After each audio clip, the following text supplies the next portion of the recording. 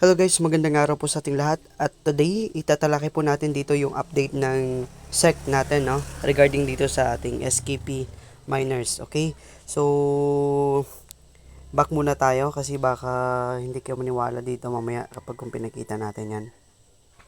Okay, dito tayo sa PPMP, then search natin dito yung Securities Exchange Commission of the Philippines. Okay, click natin yan, sec.gov.ph.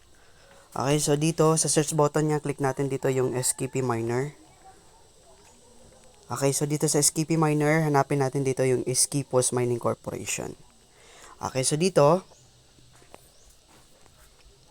ayan, as SEC issuance, meron ditong SKP Post Mining Corporation. The public is advised not to invest or to stop investing in the investment scheme offered by the SKP Post Mining Corporation and its representative. So, let's download it, our PDF file.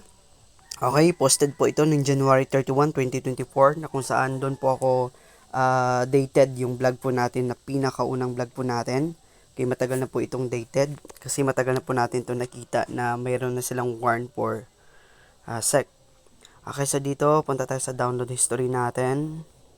Then click natin to. I hope so na mabasa natin to, no? Okay, open natin yung PDF. I hope so ma-open natin na. Okay, so ito na yun, yung mukha ng ating sinesearch kanina na SKP Mining. Ayan na yung advice o advisory ng SEC, no? Na kung saan marami na po ditong nare-report, no? Ayan na yan siya. Okay, then SKP has 4 ways to earn income from starting the mining machine: team income, invitation reward income, then weekly salary reward income. So, yung pinaka-highlight dito is, okay, ito na yung notice dito ng tawag dito ng SEC, no, na fake certificate of incorporation yung ginagawa nila. So, yun yung sinasabi ko dito na edited po yan guys, yung ginawa ng SKP. Lahat ng picture doon na regarding sa PMP, no?